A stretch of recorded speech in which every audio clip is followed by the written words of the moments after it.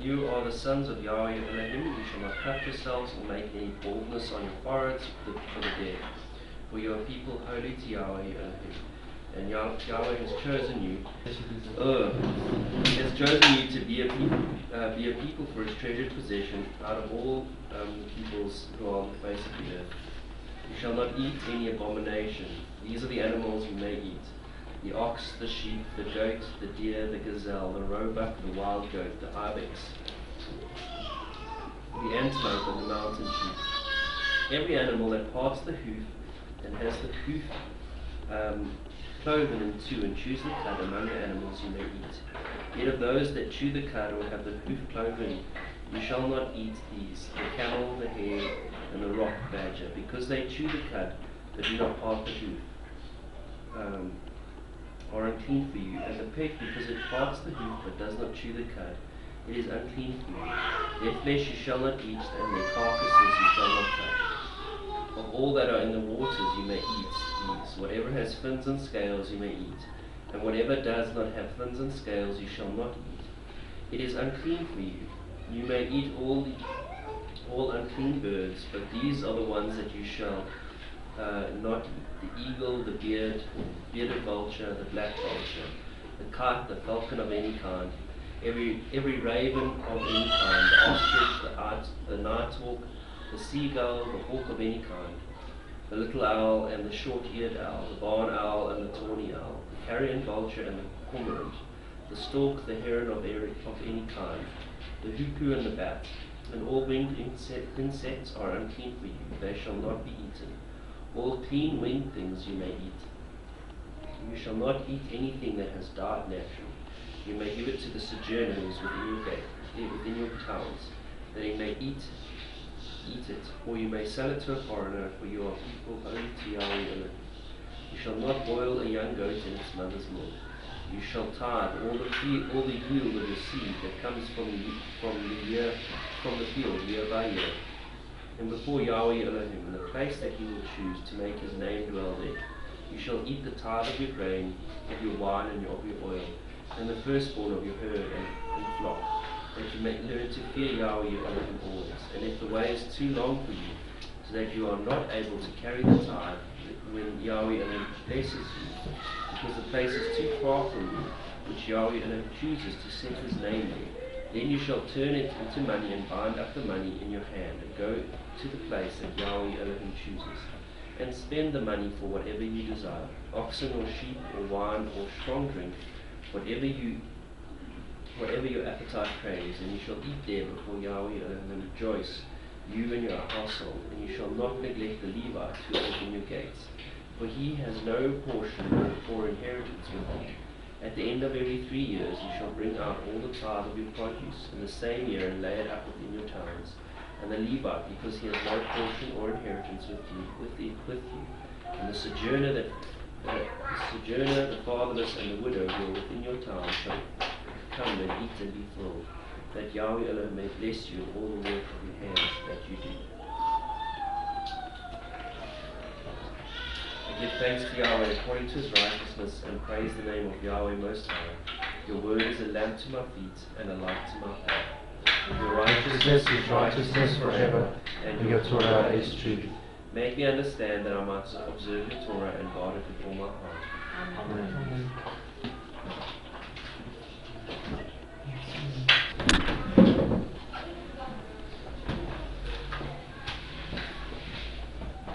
Morning. Bit of a difficult day. We went home last night, so we travelled around. Right, so we read Deuteronomy 14. Okay, so right out of the bat, you guys see anything in the first sentence in verse 1? What do we see there? Something interesting. You're the children. So you kids. Yeah, so like often we'll see that people will say that when Yahweh speaks, they speak to the children of Israel. Okay. What's interesting this time, it doesn't say the same, it just says you are the children of Yahweh.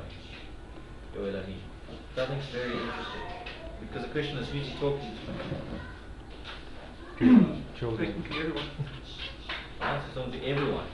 Okay, so it's like, you know, and that's a good question to ask then. Who's he talking to? Let's confirm that just now. And then the second one is, if you're the children, what does that mean about Yahweh? He's your father. That he's your father. It's kind of obvious, I know. But it's always important to establish these points. Because I've heard crazy thoughts.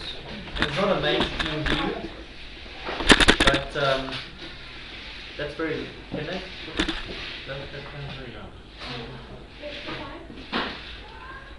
It's not a mainstream view, but some people say to me, oh, you know, that like, that pray to our Father, New Testament, all that stuff, and I'm like, yeah, you know, completely Jewish, completely Hebrew, you know, and they'll be like, nah, you know, you don't really, you know, use the word Father, but that's usually people that don't know what they're talking about, because Orthodox Jews really do think of the one as their Father. But it's good to see in the Torah that that's a completely standard biblical concept, no issue, no problem calling him Father, calling us children, obviously he's our Father. So that's important. And embedded in this, which we're not talking about today, is this thing of adoption and children being adopted by the Almighty. But just to get to stick to the principle of you are the children, so who's he speaking to? So who's included here? So let's see. So this is Deuteronomy 14, Devarim, right? It's taking place. He started the narrative just before they're going to the land of Israel. So they're talking to all of the people that are going to go into the land of Israel. Moshe is talking. And he calls them all the children of Yahweh. Now what's interesting is that if we think about it, who's in the audience? It's a mixed multitude. Mixed multitude, exactly. So Exodus 12:38, when they went out of the land of Egypt. It's very important that you're able to do this type of thing, because you need to be able to have a discussion with a Jewish person or a Christian person or whatever, and you know, make these points, because they're very simple points, but really, I think, effective points. So Exodus 12:38 says, in verse 36, says Yahweh gave favor to the people in the eyes of the Mitzrites, so they gave them what they asked, and they plundered, okay, Egypt. And the children of Israel set out from Ramesses to Sukkot, about 600,000 men on foot, besides the children, and a mixed multitude went up with them, also with flocks and herds, very much livestock. Okay, so when they went out of Egypt, a whole lot of mixed multitude, a whole lot of other people went with them, right? Not just children that are genetically born from Jacob, Israel, right? So they are also now called the children of Yahweh, and I think that's very interesting and very important. Who else is with them? Well, so probably anyone that they've also conquered and decided to join in. Okay, potentially. Yes. Who's specific example of people? Maybe. Who's like not Israeli but is with them? His wife. Quite famous. I think Caleb, a real tough guy. Caleb. Family. Okay, so you read about Caleb, he's real, takes cities and beats guys down and takes over land and does all kinds of stuff, so he's really cool. So if you look in Numbers 34:19, it says that Caleb is the son of Yefunah, so we read that one. 34:19. From the tribe of Judah, Caleb, son of Yefunah. So it says he's from the tribe of Judah, but he's from Yefunah. And so the Talmud has a discussion where they say he's clearly not Israeli, and then later on they say no, clearly he is, because he's from the tribe of Judah. And then they mix him up with a lineage in 1 Chronicles where there's a different mother and all kinds of stuff, which I don't buy. You know, let's stick to what the Torah says specifically on that subject. So I don't think that perspective. I think it's a cover-up. So let's look here. Verses. It says here that it is Caleb the son of Yefunah in verses 19. Right. Then we look at Numbers 32. Bamidbar 32, verse 12. And then it starts to say that none of the men who came up from Egypt from 20 years old and above is to see the land of which I swore to Abraham, Isaac, and Jacob, because they did not follow me completely. Except Caleb, son of Yefunah, the Kenizzite, and Yeshua, son of Nun, for they followed Yahweh completely. So Caleb followed Yahweh completely.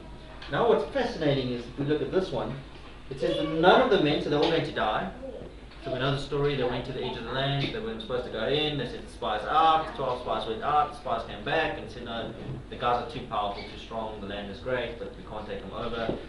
Let's turn back to Egypt. You know, the mighty gets very angry and says all men over 20 will die and not go into the land. And there's been another 38 years or 39 years or so in the wilderness before they can go into the land of Egypt. So that's what's happening here. But what's interesting is that we read it, it says there, none of the men from 20 and above will see the land. And then it says, which I swore to Abraham, Isaac, and Jacob. Right? Now that is a lineage, Abraham, Isaac, and Jacob. And being a child of Israel is a genetic thing by default. Right? And this is like, he swore to Abraham's children. But yeah, it says, except Caleb. Caleb will go. But let's just see just now what his lineage is. Now I find it fascinating, you know, to start opening our eyes in terms of like how the Almighty is actually dealing with people that are in Israel and outside of Israel and how it actually works. So bear this one in mind, because he says he swore to Abraham and to Jacob, right, that their descendants will go into the land. And now we includes Caleb. Except Caleb will go into the land. So now saying he will go into the land. So let's look at is it Deuteronomy 29? I'm not sure what verses. Yeah, let's go to Deuteronomy 29 verse 10. No, not that one. Sorry, not that one. Let's go to cut to the chase. Where's the other verse? I wrote it down. Let's go to Genesis 15:19. You'll see when we just said that the Almighty swore this thing, right, to Abraham, Isaac, and Jacob. So let's go to Genesis 15 where he swears the thing, and then he says to Abraham on the same day. This is now when Yahweh says to him in verse 13, your seed will be sojourners in the land that is not theirs, they will serve you for 400 years. In verse 14, the nation whom they serve I'm going to judge, and afterward let them come out with great possessions, right? So that's going to Egypt, coming out, etc. Right? Etc. carries on, and then at the bottom there it says in verse 18, on the same day Yahweh made a covenant with with Avram, saying, I've given this land to your seed. Okay, it's the land of Israel, basically from the river of Mitzrayim to the great river, the river Euphrates.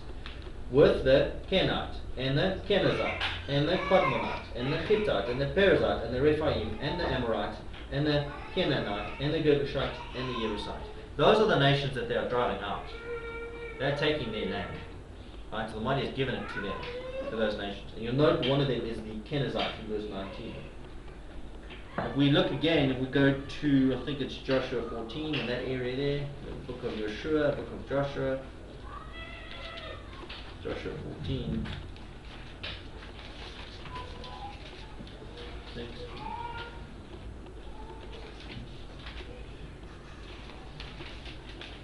Okay, it says in verse 6, the children of Yehudah came to Joshua in Gilgal, and Caleb, son of Jephunneh, the Kenizzite, said to him.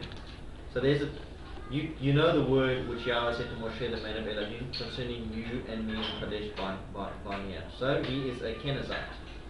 Okay? If we go down to verses. So Hebron became the inheritance of Caleb, son of Jephunneh, the Kenizzite. Okay, so it's interesting that they argue because in verse 6 Kenizzite is spelled slightly different in Hebrew, but in verse 14 the Kenizzite is spelled the same way it's spelled in Genesis. There's a whole big discussion around that. Says Caleb, son of Jephunneh, the Kenizzite to this day, because he followed Yahweh Elohim of Israel completely. So yeah, it's saying that he was the Kenizzite, right, and he followed Yahweh. But the thing is, you're supposed to actually, theoretically, if his father or his granddad was still alive, he would be wiped out when they go to the land. But now Caleb is the one that followed Yahweh completely, and he's going to get a piece of the land. So I think that's very, very interesting. And then it says that Caleb is from Yehudah. And then what actually happens is that Caleb takes over the cities in the land of Yehudah, and it says that he becomes part of Yehudah. So I don't want to get into all the detail about Caleb, but what I think is fascinating and very interesting is that he's actually of the peoples that should lose the land. But he ends up getting the land. Not only is he not an Israeli, he's actually of the bad guys, you know. And then he followed Yahweh completely. And then he gets, and then Yahweh even says there in Numbers Moshe even says there that you will get a piece of the land. And they even reference the covenant with Abraham. As Yahweh swore to Abraham. Just like. So the point is that it's very important to think a lot about the covenant and what the covenant actually is. And to understand what the covenant is that Yahweh makes with Abraham. And to think about what it means to be Israel. And so when we start reading there in our Torah portion, so I went really quickly, and there's lots of stuff to look at on this subject. Just because I just don't think that that's what we're going to look at today. But the point is, the first verse of Deuteronomy 14 says, "You are the children of Yahweh your Elohim." And Caleb is the child of Yahweh, and the mixed multitude is a child of Yahweh, because they chose to follow Yahweh when they left Egypt. They said, "We'll go with Israel," and they left, and they made their choice. And so there's a lot to think about on this concept of adoption and this concept of becoming part of Yahweh's people. And it becomes very dangerous, some of these points, to start separating all the time and say, "Oh, I'm not Israel," And you can see it becomes very bad for Israel to do that to the people that want to be part of the nation. So if we look a bit more at the mixed multitude, in Exodus 12, we flip there. We spoke about Caleb, and there's a lot. You can look at Caleb. He's got all kinds of cool things he does. He takes over cities, he destroys them. He says, if someone can destroy that city, I'll give him my daughter as a wife, and all kinds of stuff. And then his grandson is Othniel or whatever, which becomes a judge in the land of Israel. Becomes a deliverer or savior for them. And, it's awesome. The whole thing of Caleb, we can do this whole spider web, all the stuff with Caleb and what happens. And I think it's really fantastic. So if we look at Exodus 12. And this is also why I don't really give much regard to the Jewish view on this particular subject, because there's always a tendency to say that when there was sin in the land, so the Talmud will say it's the mixed multitude. So when people sin, it was the mixed multitude. And they always emphasize that part. And so they're always trying to emphasize that was the bad part. All the people that really were of Jacob, they were not really intending to sin. They did sin, but they weren't really. It's the mixed multitude led them astray. And so with Caleb as well, then there's always like a tendency, no, he's actually, it's just a mix up with the name and stuff. So I don't buy that at all. If you look at Exodus 12, they, in the temple, in the time of Yeshua, they had a wall with a sign. When I was in Israel, I saw the sign that they dug up, that they've got there, which says that no, I can't remember the wording now, what does it say? No Greek. Peter, do you remember the wording on the sign? I can't remember the wording. No Greek, no this, whatever can come past this point on penalty of death.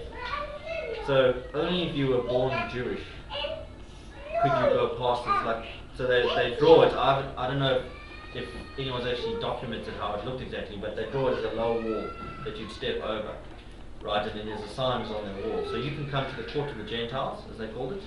You can see there, you can look, and that's how far you can come. And then only Jewish people can get over that, step over that, and go further to the place that they make offerings and actually be involved in that. So no Gentiles were allowed to make offerings or anything in the temple. Even if they said, I want to serve this Almighty, I'm from Greece, I want to serve the Almighty, and I'm here to make an offering. So that's how it was then. But let's see what the Torah says. In Exodus 12:38, we just read that a mixed multitude went up with them. And we go down, 12, down, to verses 43. It talks about the law of Passover. Yahweh said to Moshe and Aaron, this is the law of Passover, and the son of a stranger is to eat of it. Any servant a man is bought for silver when you have circumcised him, you may eat of it. A sojourner and a hired servant does not eat of it. It is eaten in one house. You are not to take any of the flesh outside the house, nor break any bone. All the congregation of Israel are to perform it. And when a stranger, a ger, sojourns with you and shall perform the Passover to Yahweh, let all his males be circumcised, and let him come near and perform it, and he shall be as a native of the land. But let no uncircumcised eat of it. There is one Torah for the native born and for the stranger who sojourns among you. Okay, so they can't separate the law. So in Israel, they can't separate the law and say this part only applies to Jews and this part only applies to strangers and Gentiles, right? And if somebody wants to become part of Israel, and they're taking it seriously, they must be prepared to get circumcised to join the nation. So that's what it's saying here.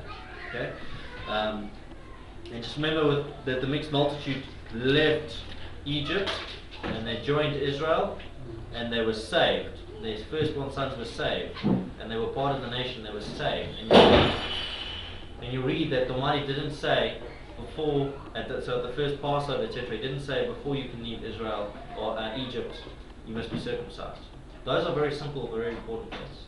So they could make a decision to leave Egypt, to go with the Almighty people, to join the people, to be with them, and they would then have time for 1 year, actually, before the next Passover, before they could make a decision to then say, well, I want to eat the Passover from now on. Right? So, actually, what, I've mixed it up. Peter? Have I mixed it up? Sorry, give me 1 second, have I mixed this up? About the 1 year. Yeah, would they not have a year before their first circumcision? For the first circumcision, It's not. no, I'm right, sorry. Most stranger thing. That's right, sorry guys. For a second I thought I'd mixed it up. So they'd have time before the first year, so Passover's once a year. So they could join. You know, and same as Abraham, that he made a covenant with Almighty in Genesis 15, that his seed will inherit the land.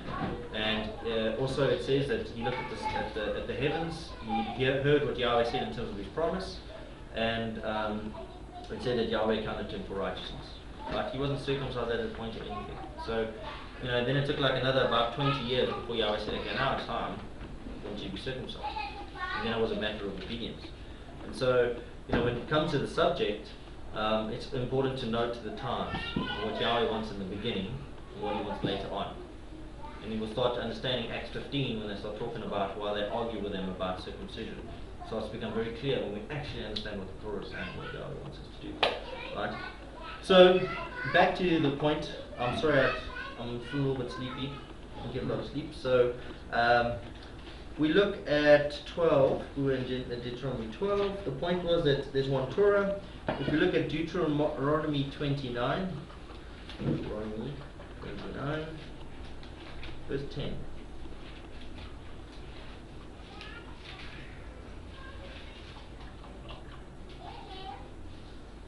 In Deuteronomy 29, in the beginning of Deuteronomy, it says, Devarim, it says there that these are the words of the covenant which Yahweh commanded Moshe to make with the children of Israel in the land of Moab, besides the covenant he made with them in Horeb. Right? So they make a renewed covenant. Okay? In Deuteronomy 29. So they made the original covenant, you know, at Horeb, Mount Sinai there, Sinai. Now they're making a covenant again in the land of Moab. Right? And it's exactly the same rules. So they make a new covenant, but it's the same rules. They don't. So you can make a new covenant based on the same rules. Makes a lot of sense. Right? So people could renew marriage vows. And they won't suddenly say, we renew our vows, but you know, all those other laws about marriage and adultery and stuff, we don't want to do that anymore. Let's renew our marriage vows. You know, it doesn't make any sense. So you can renew a covenant, right? And you can add to it. You can say that, oh, I want to do more. I not only do what I originally said, but I'd like to add something to it. So I think this time, I always say, like, I'll make coffee every morning. That'll be in our agreement. Every morning, okay, whatever it is, you can add to it. You can't, but you've already made an agreement in the past to do certain things. You can't take away from it. That would diminish the covenant. That doesn't make any sense, you know.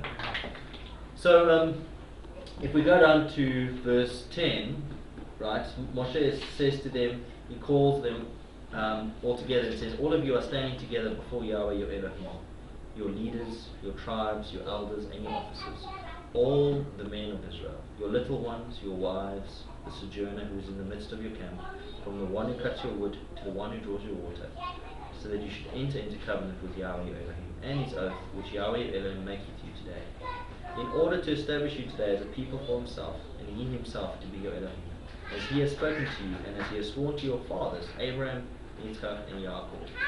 Okay, so, you know, just tell me if I leave something out. And, well, mine seems to be flying all over the show, so maybe I'll just leave a point out and be like, that doesn't make sense. So just tell me if I do that today. But anyway, they all stand before the Almighty, and it's children, and it's even wives, wow, you know, leaders, elders, officers, I'm just joking. Sojourner, right? The traveller, person that's there, okay, that's there, the person that cuts the wood, the lowest to the highest, etc. So everyone enters into covenant. So there, even the sojourner, the one he wants to enter into covenant. You know, it's odd. You know, sure, I didn't realize that he wants to enter into covenant with a sojourner. Yeah, wow. You know, and then because then he says that you'll enter come with Yahweh Elohim in verse 12 and into his oath which Yahweh your Elohim makes with you today. So Yahweh is already calling himself your Elohim, right? So he's calling himself, he's your Almighty One. He's, you know, so he wants to enter into that covenant, you know. And again, he says he wants to establish you as a people for himself. So even the sojourner, he wants to be a people for himself. And then he says, as he has spoken to you and he has sworn to your fathers. So you, the sojourner, you know, is Abraham your father or not? Can the sojourner now call Abraham his father? Can he call Isaac and Jacob his father? You know, and I think that's where the old term comes, the fathers of belief, fathers of faith. It's not the fathers of genetic seed only. Right? And so, you know, the sojourner can enter into covenant and you can call Abraham, Isaac, and Jacob his father. To me, that's what's implied in this passage. That's like kind of taken for granted. You know, and I think that's very important to note. And not to allow anybody to bully you in terms of saying, sorry, you're not good enough to be God of Israel, you're not this.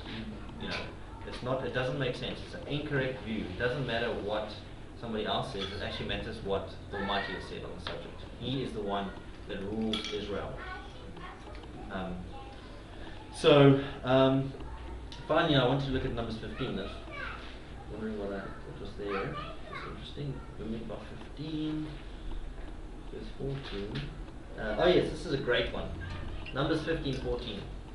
A lot of these things we may have looked at before, but just to jumps out of the portion today. So verse 14, Numbers 15:14. We read by 15:14 says, when a stranger, let's just see. When a stranger sojourns with you, or whoever is among you throughout your generations, and would make an offering made by fire, a sweet fragrance to Yahweh, as you do, so he does. Okay. So the stranger can come along and say, I want to serve Almighty. You know, I'd like to go to the temple, make an offering, etc. And you should be allowed to do so. So when the nation decides to exclude everybody that's not Jewish, it goes against the plan that Almighty has. That's not his plan. It's not his plan that only Jewish people or Israeli people born can actually go to the temple. That's clearly not his plan. One law is for you and of the assembly and for the stranger who sojourns with you, a law forever throughout your generations. Okay, so it's not even just for a period of time. As you are, so is the stranger before Yahweh. I think that's a very important statement. Right. One Torah and one right ruling is for you and the stranger who sojourns with you. Right, so for me that's pretty clear. You know, the Almighty is quite clear on the subject that you can go before the Almighty and ask for forgiveness, you can start again, want to serve Him, you know, and be part of Him. And I believe that's what happened with Caleb. And I think that's why Caleb is so important. You know, that he's somebody that goes into the land, but Yahweh says you will go into the land, and you will have peace in the land. You know, and he comes from the Kenizzites. And even if we want to dispute Caleb, well, what about all the mixed multitude? They got inheritance in the land, they went into the land, etc. They also got, you know. So somewhere there, even if we are right at the back of the list, somewhere there we can be on the list. You know, that's what matters to me. I think that's very important. And anybody says that we can't be on the special list or whatever you want to make it, you know, is incorrect. It doesn't make any sense. So, our Torah portion today, so that's what I thought when we read that we are the children of Yahweh. Basically, you know, because it's like that's all the people that are discussed. And I think it's so beautiful. So, any thoughts on that? What do you guys thinking? So at actual time, if you converted, then obviously you could step over the wall and you could go. Yes, that's true. If you converted and you would follow those ways, but it doesn't say, what the requirements were for a stranger to come. It just says a stranger wants to come and make an offering to the Almighty at the temple, he should be allowed to. You know. And for Passover, it's clear that if somebody wants to share in that Passover and the deliverance of Israel from Egypt, they must be circumcised. So that is the requirements. So could you make an offering without being circumcised? That's a tricky one. Maybe. I think you probably could. It's interesting to note that I was reading in one of the prophets.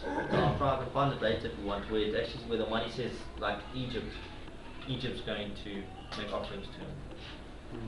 Well, isn't there also that portion that says the nations are going to offer, otherwise they don't give rain, which foot. Yeah. It's A true. bunch of people that are not in covenant. Potentially, yeah. So did Abraham make any offerings before he was Yes, circumcised? he did. So I mean, is that not potentially Yeah, premise? then maybe quite clear. And that is quite clear. I just haven't studied it. I'm just answering kind of. I never thought about the question, but it's a good question. But it seems that it will be fine. No, it's, in Malachi it says exactly what you said here, that they have turned away from doing the Torah and made many stumble because they make, what do they say, showing partiality in Torah.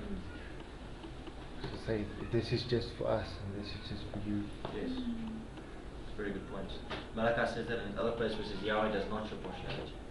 Yes, so, I think it's in the same. Same section.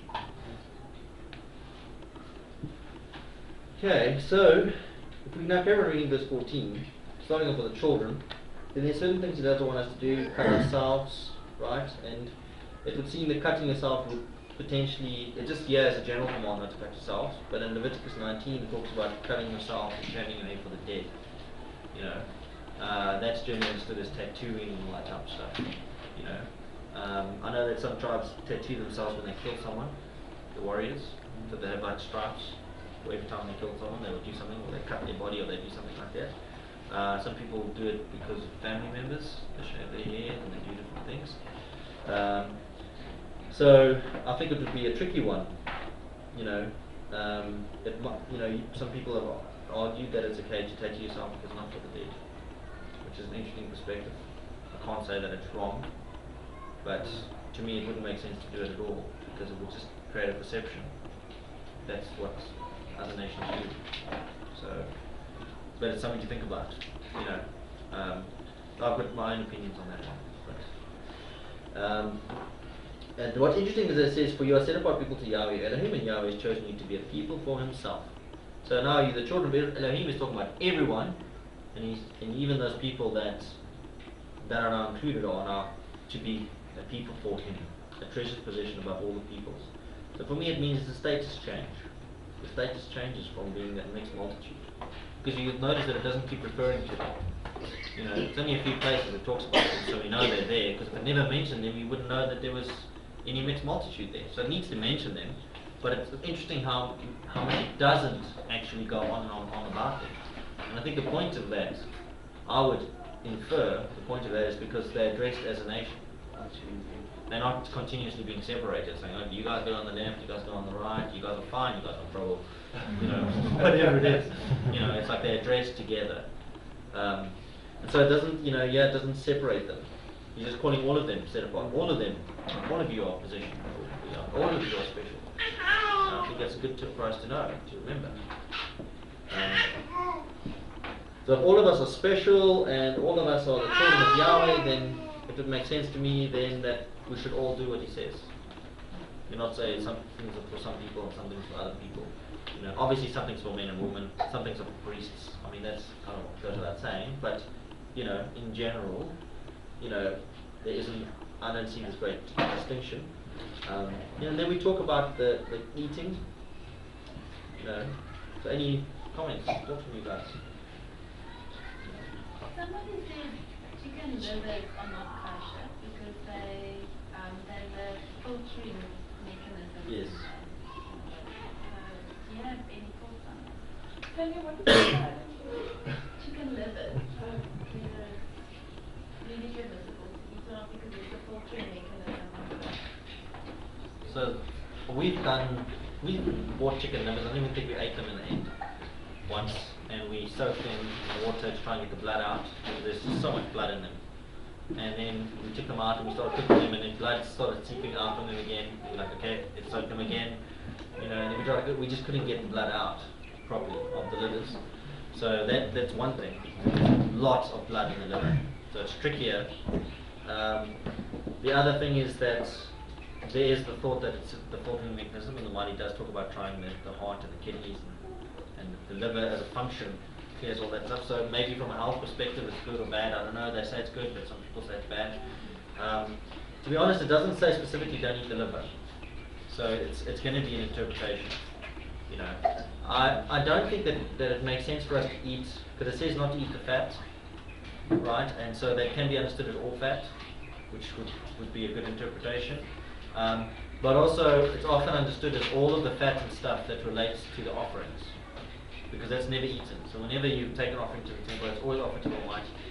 You know, so the Sephardi don't eat kidneys, because kidneys are specifically put on the altar with fat and stuff like that. You know, so that's something to bear in mind. You know, so I don't eat kidneys. I'm not saying it's necessarily wrong. I just don't eat them because I'm not sure. Now your kidneys are housed in fat.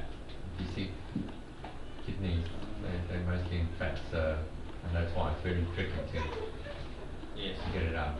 The chicken livers and everything that's got blood, you put it in full salt. It'll take most of it out. So I know that the Orthodox chicken livers, they flame grill them. They flame grill them. Yeah, they put them on like open fires and they like put spices with them and stuff like that. So you can go to like kosher Nando's. Nando's chicken livers. And they'll give you the livers and they would have flame grilled them because the flames will burn off any blood that comes off, etc. And then they say that's fine. You know. So yeah, maybe that's a solution.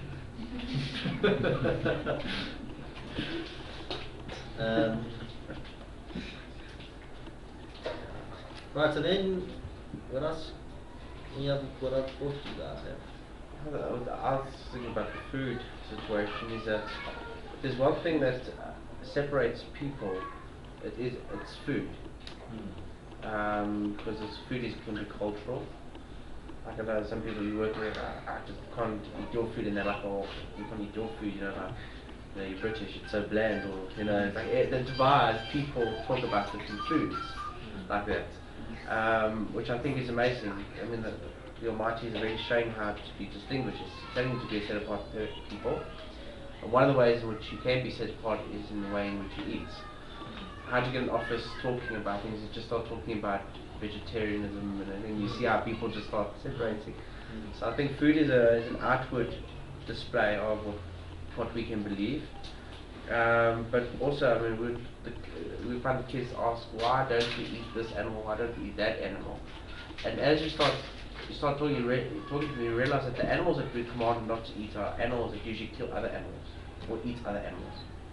Just in general, I thought that was, I think that's quite interesting how the animals that we are permitted to eat, they're cleaner, they eat the cud, they don't necessarily eat other animals, they don't kill. Which I thought was quite interesting, because I don't want to put something in my body that's gone and killed another. Just something I observed. I mean, there's lots of observations like that. You know, there's observations which I think all make a lot of sense.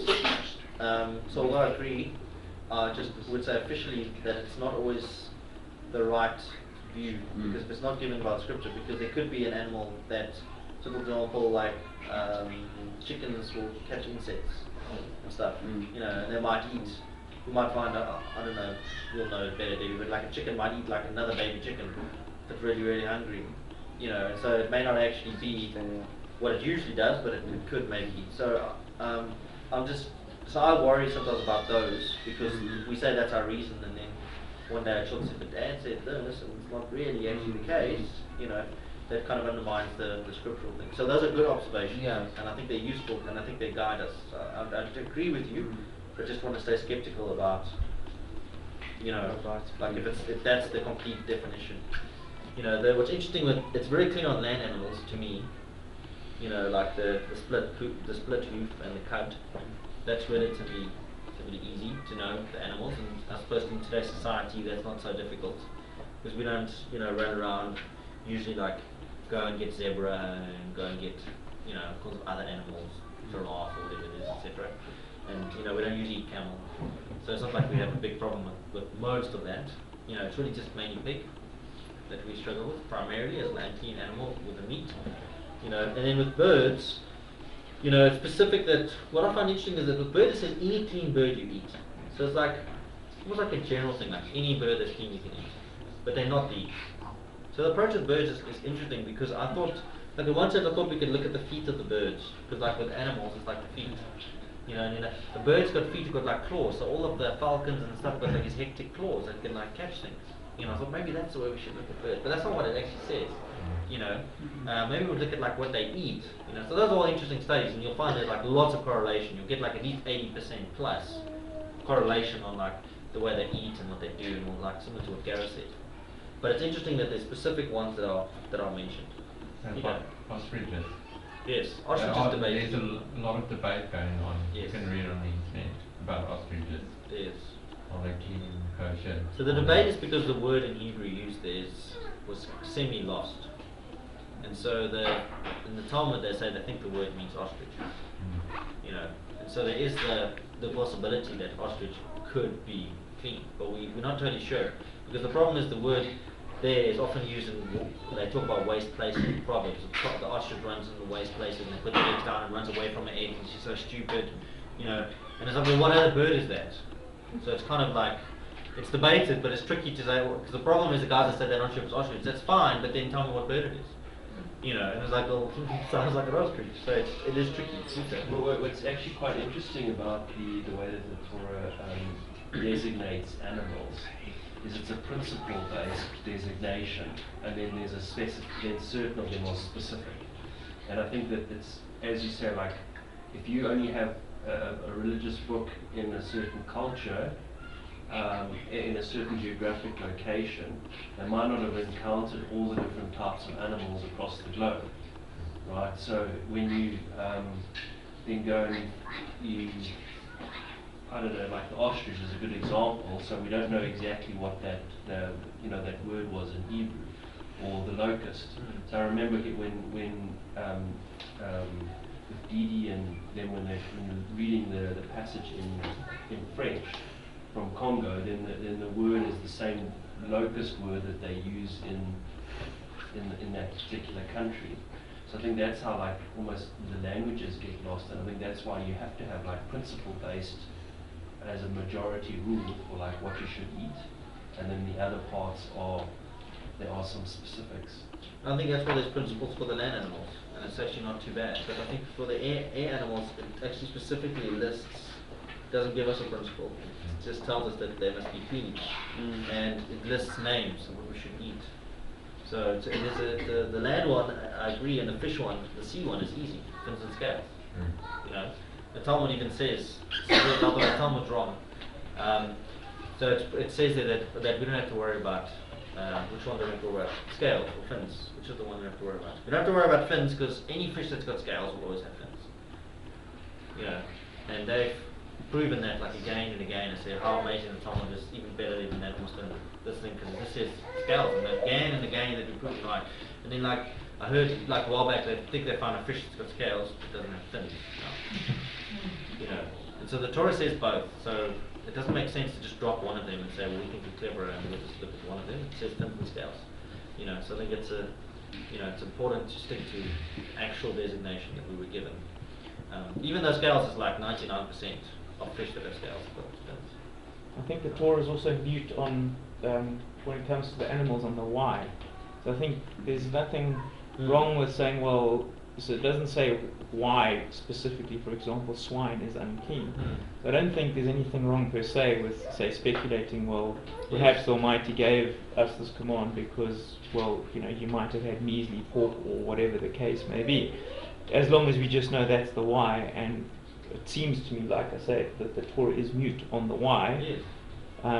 But I think as long as we know that, that's An interpretation. that it is mute, then there's probably nothing wrong with saying, well, perhaps it could have been this, perhaps it could have been that, and not kind of be too dogmatic on. Absolutely. Yes. The interpretations, I'm sure, are correct. I'm sure that pork's not good for us. I'm sure that it's too close to human flesh, like they say, and that's why they use it for experiments and all that stuff, and worms and pig and this and that and all that kind of stuff. Absolutely. I'm certain that's all correct. But the problem is that's not what the Torah says. So now one day scientists decide in an age, so let's say 2020, they come out and say, actually, pork is amazing, it's like this, and everyone's like, oh, see, the Torah says it's bad. You said it was for this reason, but it's not really. Then you lose credibility. So ultimately we're not eating it because Almighty said we must eat it. So that's why we're not eating it. We can speculate on those reasons, and then 10 years later they realize, oh, that scientist, he was actually a bottle of Johnny Walker in the back the whole time. He was doing experiments. He didn't know what he was doing. He's totally wrong. You know, because that's what science does. It's like changes its views. Yeah. You just have to go back and you see science. This was good. Bleeding people was good. Now bleeding people is bad. All those different things. You know. Sometimes you can say that not there's germs, but anyway. Yeah. Sorry, the main thing is you can remember pigs will eat humans. Yeah. That's how you get rid of people. Feed them to the pigs. It's one way. Yeah. Yeah. So just remember that. In case you need to get rid of somebody. Yeah, I mean, as you said, I think food is an extremely interesting one. I mean, in terms of, you know, as you said, it's a sustainable fellowship, but certainly it's also, you go back to Adam, you know, being told these are the trees that you can eat from, and this is the tree that you can't eat from. You have like those simple instructions that then you sort of fall over upon, and you know, same thing with like the animals. It doesn't say these animals are evil. It just says these animals are not to be eaten. And so it's, you know, like the difference in classification, where we can say the Almighty has made everything good. That even the pig is good. There is a place in the Almighty's creation for the pig. It's just not. It's not all the rotten stuff. It's not meant to be fit for humans, and that's like the I think the difference. So it actually just says that it's about food. Animals are not.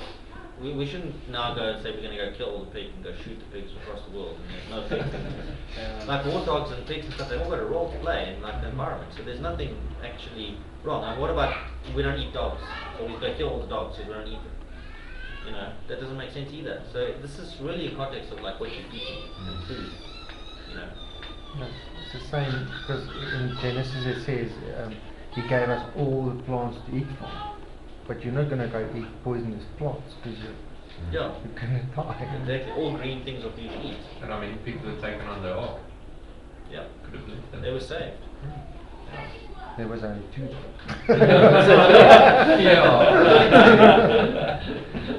And 7 of the clean, but yeah. But still, I mean, they're good animals. They're part of creation. Not a problem. Yeah. I mean, like what Peter was saying is that they've got a place in the design that the Almighty has given us. It's because I always find when you talk with people and you say I don't eat this, and they're like, oh, you know, poor you. You know, it's like I always look at it. It's not that it's not that it's food that I'm not allowed to have. I always look at it as just not food. I was about to say it's exactly that. It's point. like This is not food that you can't have. This is not food. It's because It's actually a different mindset. Yeah, you say like they'll go and I'll say shame. You know, it's like that's something that you're not allowed to have. It's like your God is being cruel to you. And I don't. Well, for me, it just doesn't appear to be food because it's not what it's been designed for. Yes. And who's the designer? The designer is of the Almighty. So He's got a purpose for that animal, and if I then start taking it to be eaten, I sometimes feel like I'm now saying, well, I'm now in charge of this animal. I'm now going to purposely misuse it. It's been designed for this way, and I think that's why man loves to go against the Almighty. Whatever He's created for this, we decide, okay, I'm going to create it for this. You know, like we use our bodies for the wrong things and stuff. And I think if you can just, I've just found my peace in that. You know, so it's just not food. Full stop. Yeah, it just helps you alleviate it. Because every day around the world, people are always trying to find new things to eat and ways to cook it and all that stuff. You know, and it just seems like we just are taking what the Almighty has created and turning it on its head. So yeah, it's just a thought. And, I mean, insects are easier in general, but only in our culture. You know, for us, like, oh, I don't eat bugs and stuff like that, you know. So a while back, there was this thing on the Olympics, and one of the guys went to China, to Beijing, and he was walking along the road, and they had all these hundreds of stalls, you know, and the food they had, now for me it was disgusting, and it's not scriptural, but, you know, and they've got these things, and they've got like these little, you know, like, you know when you do, what are they called, you put the things on, you make like societies, the skewers, they've got these skewers like this, you know, and then there's like 4 or 5 you know, like roaches on it, you know, and there's something else, and there's like 4 or 5 this bug on it, and there's this beetle on it, and there's all these different ones, you know, and then they deep fried them, so they're like deep fried cockroach, and deep fried this, you know, dipped in caramel sauce, you know. So I'm just saying for us it's easy, but the thing is this is meant to transcend all cultures, so it's also specified. So it's important that it might be easy for us today, but maybe in a while back, you know, people are going to be munching like, you know, I don't know, like Smarties, which are little bugs or something. I don't know. Anyway, okay, let's move on. I have an interesting thing on verse 21. Don't eat what dies of itself to me is actually a very, very good concept. And I'm sure that any medical person would agree. The animal's walking along happily, and suddenly he goes, falls over dead. Is that really an animal you want to eat? You know, because it just died. You know, and we can see animals getting old. So, like on the farm, my uncle will say, "Yeah, that one's getting old. You have to slaughter it. We have to, you know." And it doesn't even get old. It's like it's starting to get old, and then they'll kill it. So you don't have this like cow that's like this long grey hair, and it's like, you know, because the meat becomes tough and it isn't nice and it's not strong anymore. You know, you don't usually do that. So farmers will usually, the animal will be eaten, you know, as it starts, you can see it getting a bit weaker. At least they eat it. And there's a prime time to eat animals, like at 2 years or 1 year, whatever the type of animal is. But the point is that you don't usually let that happen. So now you've got an animal that's 2 years old, it's pretty strong, pretty lank, and it just falls over. You know, there's something wrong with the animal. So it's not ideal to eat the thing. Got a question. It says here that you can give that animal to the stranger within your gate or sell it. Yes, to a foreigner. So if it's not healthy. Well, the question is, what are they going to do with it? Because I think for me it just seems like it's like it goes against everything that we've been saying with you are now all the children. There's no yeah, you can't distinguish people out and give the second best Yeah, no, you can to just someone like. So when I read that, I always go, give the old sick dead one to that guy. You can have this. so how does that work? Because yeah, I think I'm with you on this one. I think it's really, really practical. I don't think it's got to do with second-rate people or anything. I think the fact is you've got migrant workers or people on your farm or whatever, animal dies and you're like, we won't touch that animal, and this guy says, well, we can't just leave the animal there. And you're like, no, sorry guys, we don't touch that, we're not eating that animal, we're not.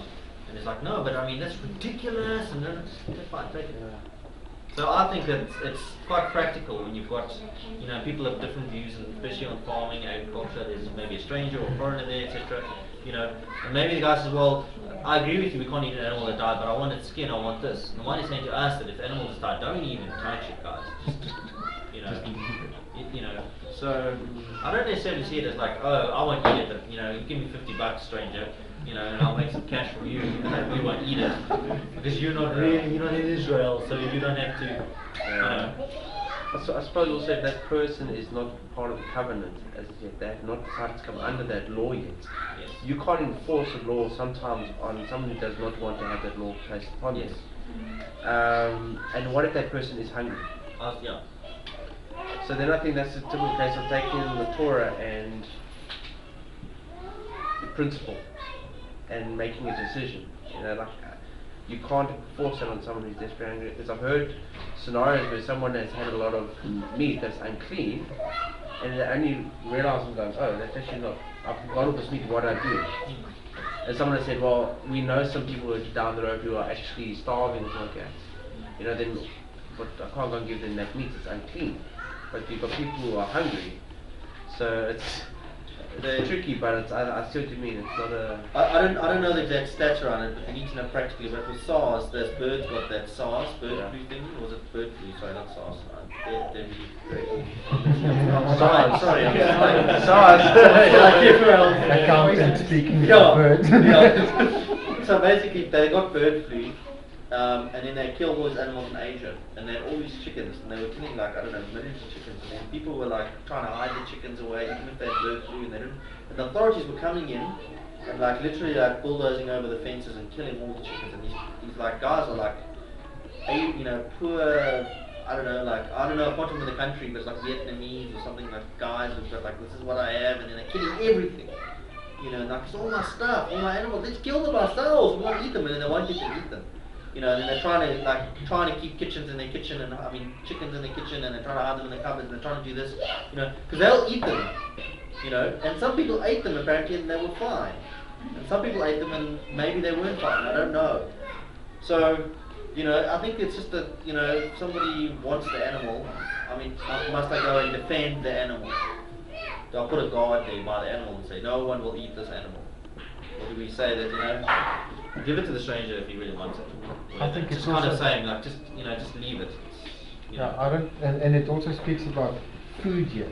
If something dies that you can eat, you mustn't eat. But I think if you've got unclean meat, like pork and stuff, I don't think you should be going giving that to people. What about if I on my farm have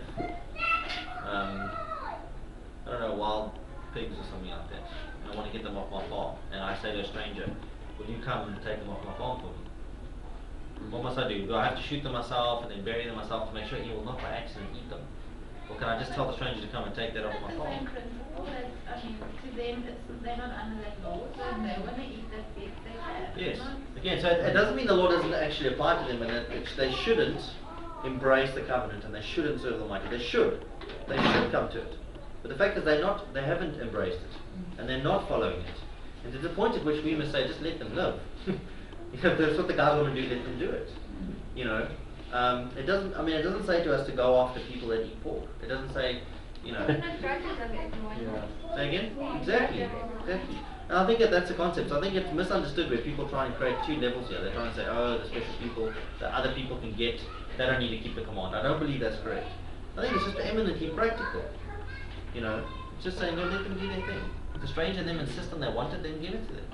Like, move on. You know? You shouldn't go like raking around and selling all your. Yeah, I don't think we should like go put sign up, dead animal died on themselves, you know, $29.99 a kg. You know,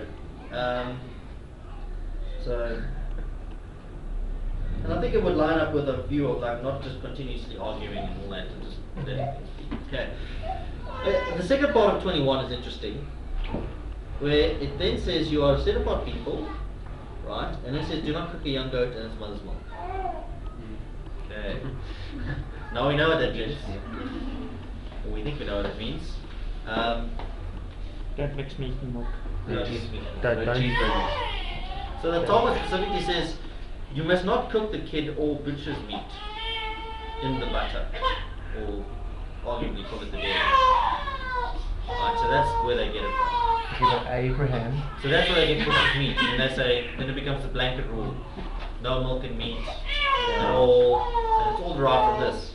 So it originally said the kid, and then said, well, also the butcher's meat, which then includes any meat that you would butcher, and then it's the butter, you know, that you cook it in, and then it's the dairy, and then it becomes like everything. I think that you know, these are the sort of passages that, as you say, when the Talmud says this is why I think you can see in the New Testament why there's, you know, talking about this thing of food being a key thing, and now you've got people who are imposed Torah rabbinic laws to follow in order to believe in Messiah, and have no idea like why this is, and then eventually when you see that actually it's just false rabbinic interpretations, you know, you must have created quite a huge dynamic between people, and that's then to the hypocrisy. You know, it's easy, you know, sometimes we read it and go, oh, you know, Peter, geez, how could you do such a thing? But I think when you actually are trapped in that world, it happens so easily. So we went to, I don't know where we went to, was the shul or the Jewish shop or the whatever, and we're talking to someone, and I asked someone, I really want to understand where meat and milk comes from. You know, and then they said, no, there's a book. I can't remember how I saw the book. They showed me the book, I looked up on the net. There's this massive book. I mean, it's like a thesis. It's like about 500, 600 pages long, written about all the things about meat and milk, and all the requirements and sub-requirements and the rules and the laws. You know, it's basically almost as big as my entire Tanakh, the Old Testament. You know, just with like the whole concept of meat and milk and the implications. You know, and I'm like, you got that from one sentence? You know? And so I haven't read that detailed book. I've just read the views and comments on why they think it's meat and milk. And I personally, and I stand corrected, I can't understand. I just didn't understand it, and I'll show you what I think it means. So it's interesting that in the Arabic, the Syrian Arabic, the word, so there the word is khalaf. So you're not cooking on milk as well as milk or khilaf. But the word khalub in Arabic and Syrian, it means sweet milk. And the word levin means sour milk. And the word khalab, and they're all related words, means dairy and milk. So it would be obvious that it's a mother's milk, so it's mother's dairy, or that must be the milk that comes from the mom. But there's a book called The Old Testament Student by G. Lansing, which is used by the guys when they study their doctorates and stuff in archaeology or whatever, ancient studies and stuff. And there's one of the guy Lansing, the author, actually said that he was in Egypt and he had a servant in Egypt, and he heard the guy saying, "Don't cook a kid in its mother's milk," and he said, "What?" And the guy's like, "No, that's a saying. That's a saying that means someone has been cruel to an animal." So I was just saying the saying, because that means cruelty to animals. And basically the guy explained it to him. They said, well, what happens is that you would take the little kid on like the second day, whatever, away from its mom, and you would take the milk and you would cook it in the milk, and the mom would walk around bleating, looking for the baby. Where's the baby? The whole time. And so you hear the mom walking around looking for the baby the whole time, and there's the baby cooking in the mother's milk. Hey, stop throwing sand at each other. Sorry. So that's good. That even from an Arabic perspective is considered unbelievably cruel, because the mother's trying to find the child and the child's cooking in her milk. It's just considered to be really disgusting. So I was thinking, did I cook a goat in its mother's milk? Because you said about people to Yahweh, and I thought, well, so then Lansing said he believes that it means that we should obviously be very kind to animals, and that's actually what it's about. But nothing to do with the dairy and the meat and stuff like that. And then I'll show you some other points of why I think it actually does make sense. It's interesting within the Jewish mindset, there's one book that I'm reading, that it's actually a mitzvah for, well, I say mothers, but parents to teach their children that the Almighty's creation, that their children are here to watch over Almighty's creation. So in her book she explained, when you see your children picking leaves, or that it's our duty to go and explain to our children that this is the Almighty's creation, and when we do this, we're destroying something that we're meant to be watching over, because the dung was put into the garden to watch over the life of the animals and the plants, and he's meant to rule over and watch over it. And so that's maybe this mindset of cruelty to animals versus watching over even the small things like picking flowers that don't need to be picked, and because we know how children can be. They can rip a whole tree to pieces for nothing, for no reason, and just leave everything lying there. And it's just interesting how Very good point. mindset we're meant to watch over. I agree with you. I think that's very, very true. And so just to carry on with that, if you go to Genesis 2, there it says that Yahweh put Adam in the garden, to guard the garden. So it says in Genesis 2, in verse 15, it says in Genesis 2:15, Yahweh Elohim took the man and put him in the garden of Eden to work it and to guard it. So what did he have to do with guard the garden? He needed to look after the garden. So what did he have to guard it from? So you could argue from the adversary or from the devil, maybe. That's possibly true. But just he had to work it and to guard it. So he had to do stuff in it. So maybe it was looking at an animal falling into water and saving it, and maybe it's this, or maybe it's that, maybe it's pruning trees, or whatever it is. But there was a role for him to work in harmony with creation. I think that's a very important point. And then what's interesting is that in, I think we've spoken about it before, but in Revelation 11 it talks about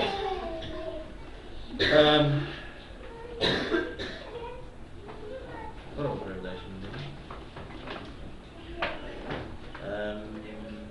Revelation 11:18. It says that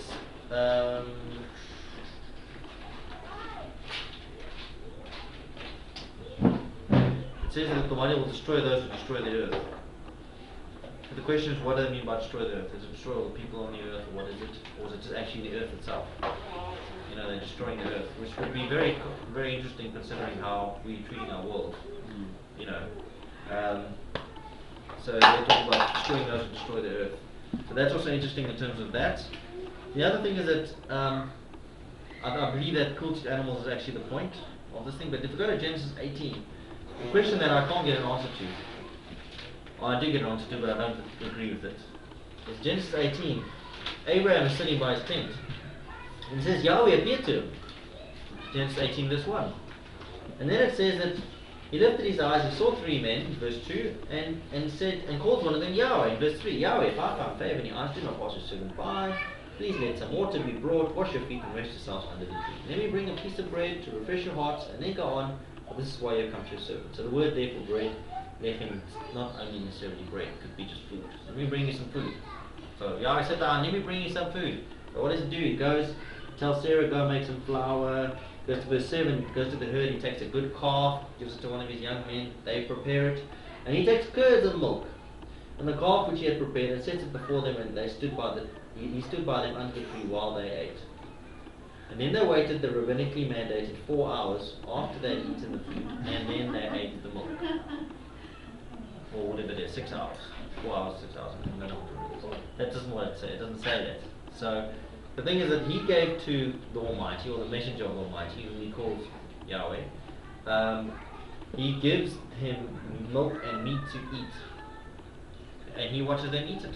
And he eats it. So for me, I don't understand. If Abraham can do it, if the Almighty in the heavens can come down on earth and have a representation of himself who's called by his name, we sit down and eat milk and meat, how can you tell me that this verse later on, Moses out of nowhere says, oh, but don't eat milk and meat. I know the Almighty did it, you know, but it's don't do it. It doesn't make any sense. It's almost as they waited 4 hours, 6 hours. Suddenly. Yeah. I'm just going to look at the other side. I mean, I don't have an issue with making milk, but there are certain stories related in the Torah where they don't give you the time frame. That's true. We can't say they didn't wait.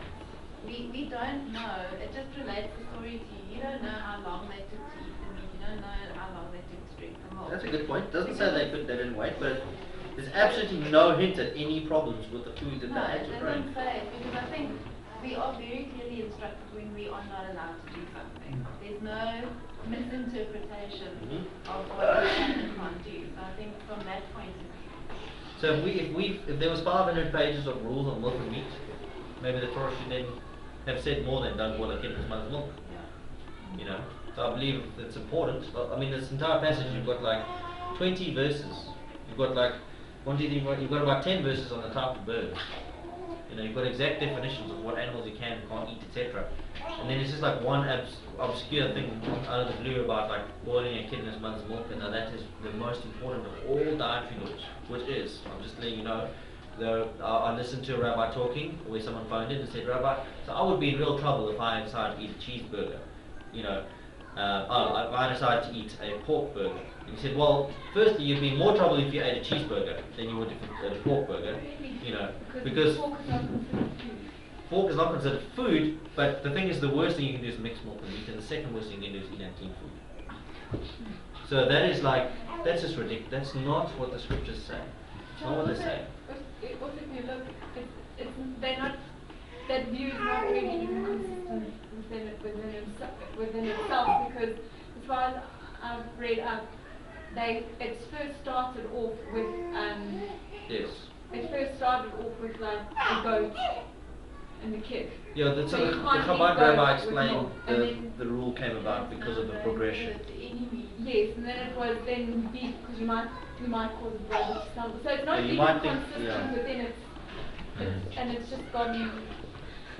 And I think it's also just very simply, like, we commanded not to look at what other nations are doing and do what they do, and that was a pagan practice. So if they don't do what pagan, that's what the pagan practice. They believe it was a pagan practice that they would do that.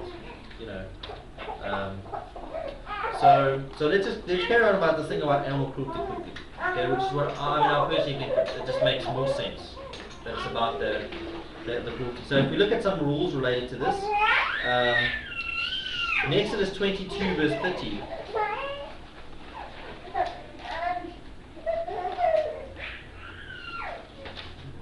Exodus 22:30, it says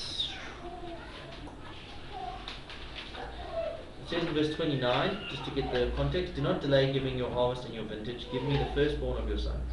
Okay. Likewise you are to do with your oxen, with your sheep. Okay, so the firstborn sons are ransomed, but the sheep are given to the Almighty, are offered. It is to be with its mother 7 days. On the 8th day you give it to me. Right? So even though that firstborn animal is meant to be offered to the Almighty, Yahweh doesn't want it for the first 7 days. Okay, because it must stay with its mother. It's very clear, it must stay with its mother. Right? So we don't take it away from its mother, because the mother will just distress. You take a little animal away from the mom, she just had a baby, what will she do? I mean, it's just an animal, who cares about animals, right? You know, but the Torah is saying that we can't just take that young little thing away from the mom for at least a week.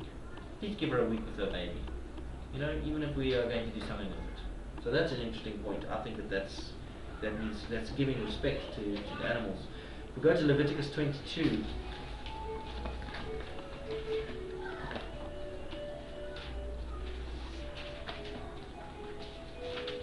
Says they want a bull or a sheep. Leviticus 22:27. Yahweh spoke to Moshe saying, when a bull or a sheep or a goat is born, it shall be 7 days with its mother, and from the 8th day thereafter it is acceptable as an offering made by fire to Yahweh. And do not slaughter a cow or a sheep and its young on the same day. It's kind of a weird one, that one. So the first one we know, we've seen it already. It's the second time we see that one. The second one is, why don't we kill the mom and the baby at the same day, or the whole family? We can't wipe out a family of animals. It's kind of, you can't kill the mother and the young on the same day. I don't think there's even a period of mourning for even them.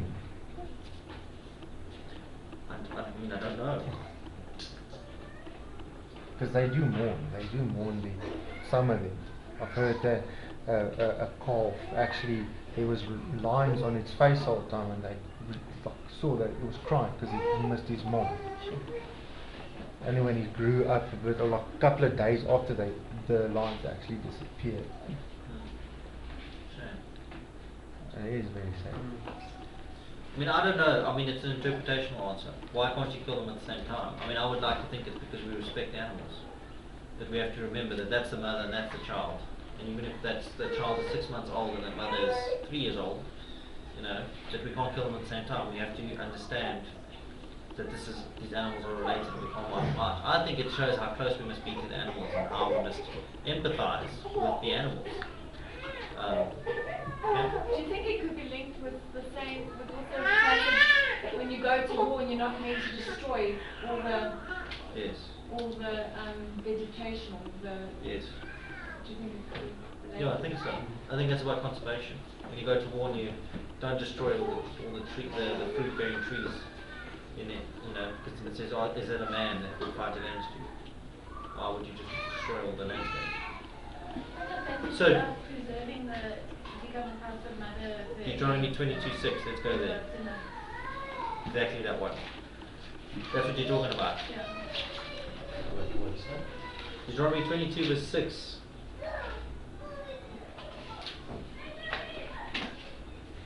It says, when you come upon a bird's nest along the way, in any tree or on the ground, with young one's eggs, or with a mother sitting on the eggs, sitting on the young or on the eggs, do not take the mother with the young. Let the mother go without fail, and take the young for yourself, that it might be well with you, and that you prolong your days. So there you can't wipe out the whole little ecosystem. You have to leave the mom, because the mom will be able to have more babies again. You know, so you can take the babies, or you can take the eggs, but you can't take the mom as well. So that's interesting.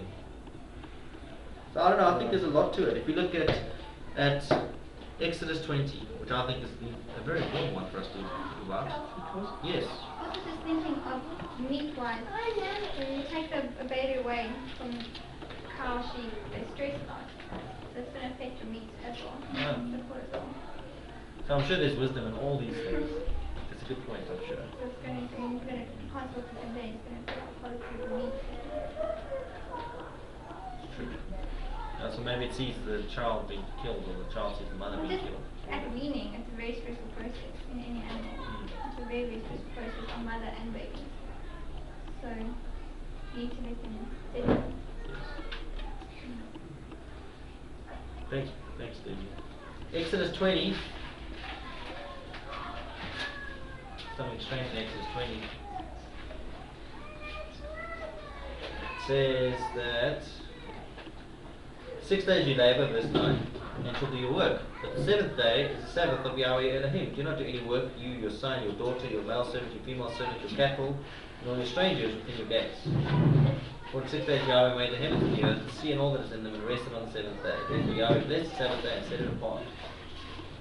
So I also find it interesting that we were somewhere and one of the children wanted to ride a horse, and the girl said, sorry, it's Shabbat. You can't ride horses on Shabbat, because then they have to carry you around and stuff. I thought, wait a minute, that's right. That is right. You know? Because it says that you must even let your cattle and all that stuff rest in Shabbat. You know? But I thought animals were just a resource for us to use. You know? So I think there's a lot to the concept of giving respect to animals. They can rest, they must rest on Shabbat.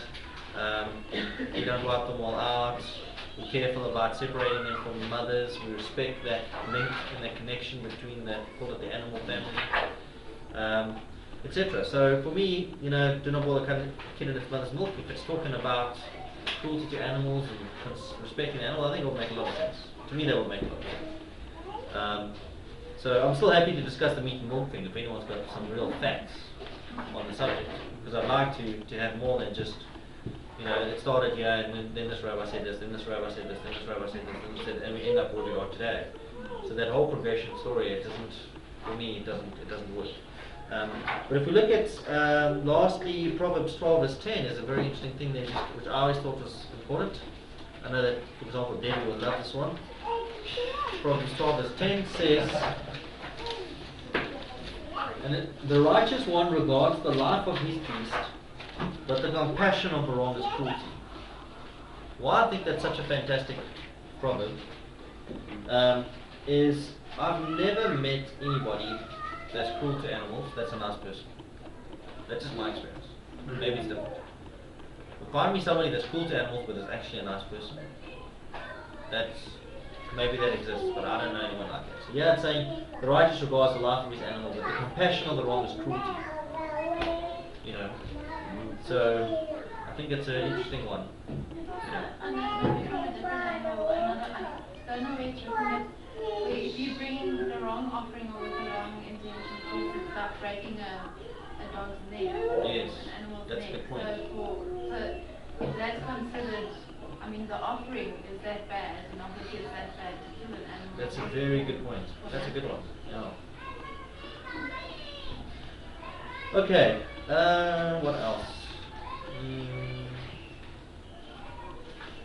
Okay, so in our Torah portion, there's still a few other interesting things, like we're going to talk about today. I don't know what the time is.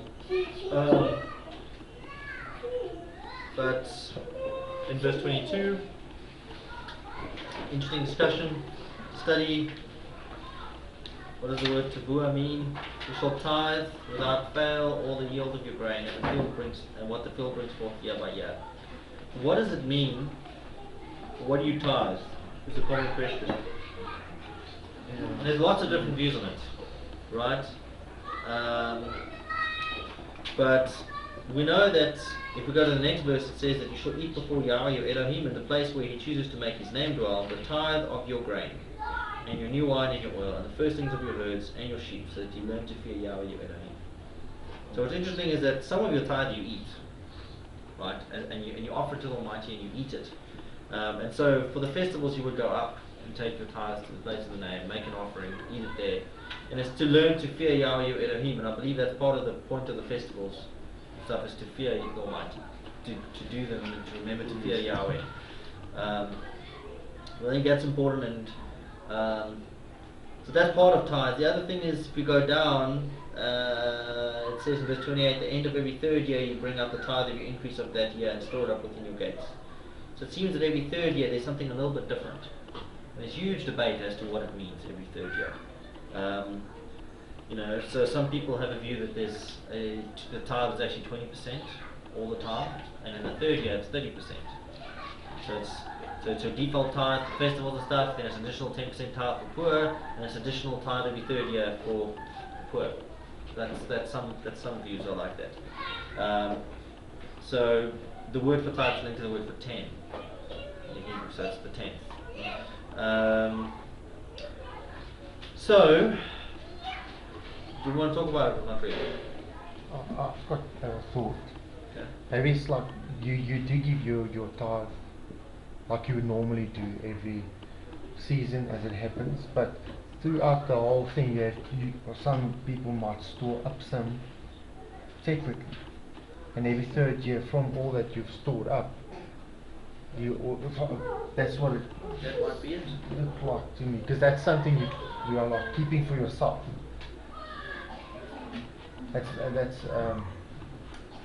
like today you have savings. That's not you. That's something you've done for yourself. So every third year you take from that and you give 10% of the gain that you have. Maybe. Give me that.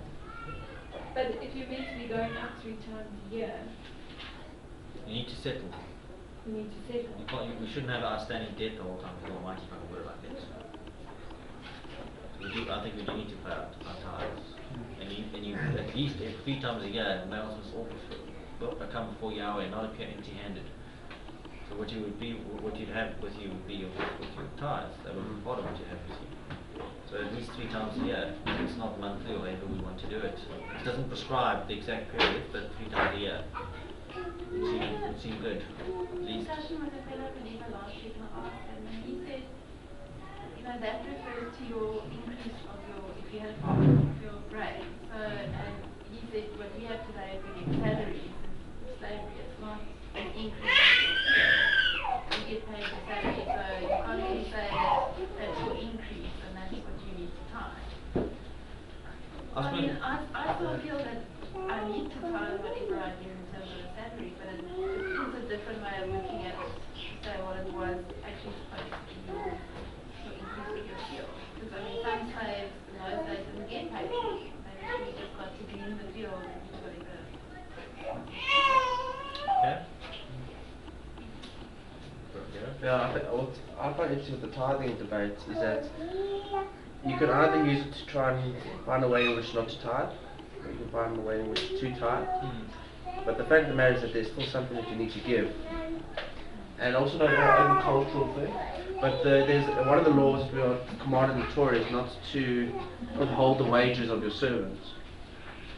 And for me, because most people often say, well, in those days they didn't get money, they only worked on harvests, and therefore the tithe is only related to harvest, so you can only tithe if you've got a harvest, and we don't have harvest nowadays.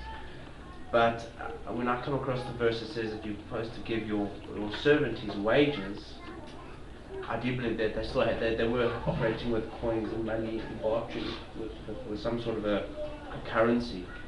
But the fact of the matter is there's still something that we need to give.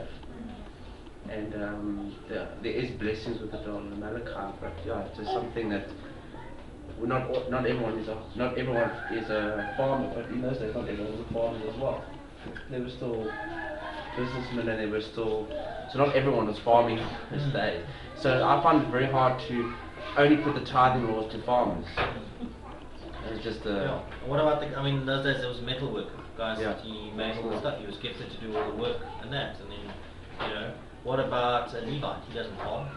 And since the Levite has to give a 10% tithe to the high priest, so 10% goes to the Levites, and then 10% goes to the high priest. yeah, he got from the people as well. What did he get from the people? No. Animals, fruit, pieces of Meat. sacrifice. What else might he have got from the people? You might have got money, Cash, silver. coins. So silver, bring your silver And up. he tithe the coins. Yeah. Okay, so I know that's one view, and I'm not really. There's so many views, and we can go in circles and circles about it. And I've thought about it so many times of how you could calculate the tithe. And being an accountant, I feel that actually that is actually the most sensible way. That's my personal opinion. Maybe I'm biased, but I've thought about things like, so there's one view is like 10% every year you take stock. What have I got? I'll give it to the Almighty. So I'm like, okay, you want to do that? No problem. You've got a house. Let's say you've got a house. It's worth $1 million. So you've got to give 100,000 every year on your house. You've got a car. You've got to give 10% of your car. So take the money from 10% of your car. So then you're assessing your asset base at all times. Right? And when I read this and it talks about, now I'm talking very much accounting, this seems to me your increase. It seems to me I was there, now I'm here. You know, so that's just my personal view. So if I think if I was a farmer, I would have a certain amount of seeds and I would plant them, and then I would get a harvest, and then I'd give my workers their wheat as some of the payments, you know, and I would keep some aside, so I need to plant again for next year, and I have this amount left over. That to me would be what I can give to the Almighty. I mean, I can't give to the Almighty what I owe my workers, so I have to give them their stuff, and I need some to replant, which is what I put in last year. So the question is, what is the word tavua? So I said earlier, the word means to come. Its underlying word is bold, which is to come. That which comes. What does it mean, that which comes? Your increase. Is it all your revenue? Is it the net difference between this year and last year? That's an accounting discussion. Right? Is it your net profit number? Can I deduct? Can I deduct the petrol when I drive to work? Can I deduct this? Is that an expense related to generating income? So I'm not going to say what, I mean, I have my own views on that, you know, but, you know, you have to be able to give something to the Almighty, and I think that what a lot of people do is they're very extreme on this, and then they say, you know what, don't cut corners. Don't come to me and tell me that you can take off, you know, your petrol to go to work, even though it's 3,000 rand, or whatever. Don't come and tell me that, etc. You know, take those numbers off. It's everything. So whatever your salary is before tax, that is your tithe number. You know, and that's fine. That's fine. I've had the discussion. A lot of people say that's what it is. A lot of pastors will say it must be the number at the very top. You know, I know because I've experienced that. You know, but I'm like, I don't know if that really makes sense. That's what the Almighty wants. You know, what does He want? 10% of what? You know, 10% of what you've got. You know, so I mean, I would never consider SARS to be what I've got. I would personally, I would always take my tax out. I'm like, I can't pay $1,000 in tax money. That's not my money. You know, I would consider like traveling, and I say, this is what I have left. This is what I get. I take my tax off. This is what I get. Net pay the 10% with a clean conscience. You know, rather than like, oh no, it must be the big number and this and that. I'm not having this month, maybe next month and whatever. Rather have a clean conscience on your method. Rather be lenient, worst case, on your method. You know, but then make sure that we are sorting it out, and that we are giving to the Almighty. You know, and you know, if there is more than one view on it, I like what Jacob says. Jacob is running away and he's going to Laban, and he has the dream on the rock, and he wakes up. Genesis, you want to read it? It's Genesis 28, I think. Is it Genesis 28? You know, and then he says that he has this dream in 28. And he says, when I return to my father's house in peace, and Yahweh has been my Elohim, then the stone which I have set as a standing column shall be Elohim's house, and all that you give me, I will give you a tenth. I will certainly give a tenth to you. You know, so there's a tenth. So I personally am uncertain if we got up to 30%. That sounds, I don't know if that's it. Abraham talks, he gives a tenth. Jacob talks about it 1/10. You know, so the question is, you need to work out in your mind. I'm not going to tell you what you must do, but that there's a portion for tithes and stuff, and there's a portion for the poor and the needy, you know, and there's a portion for the Levite, you know, and there's a thing of every third year. You need to decide if it's 10, 10, 10, you know, or whether it's all together as 10, you know, whatever it is. But I just think that the people that have got extreme views, they say it's 30% of your top line and this and that, you know, then it becomes such a heavy number. Many people say, oh, I can't really try this month, you know. Then make it reasonable, you know. Then come up with a methodology that works, that's practical. You know, you can't give Almighty what you don't have.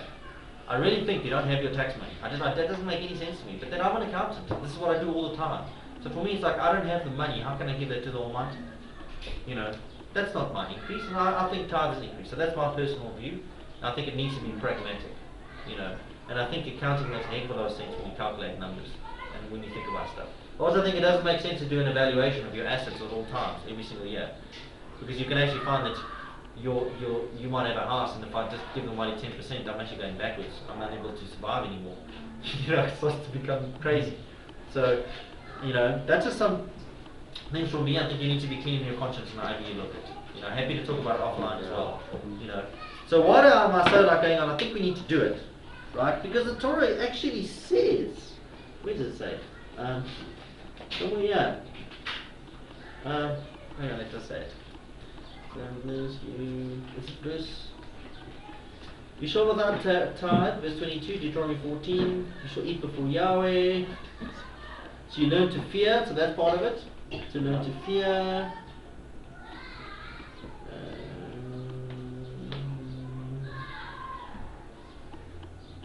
There. Verse 29. So it talks, and the Levite, he has no portion or inheritance with you, and the sojourner and the fatherless and the widow who are within your gates shall come and eat and be satisfied. And that Yahweh does bless you in all the work of your hand, which you do. There. Underlying the tithe is the blessing.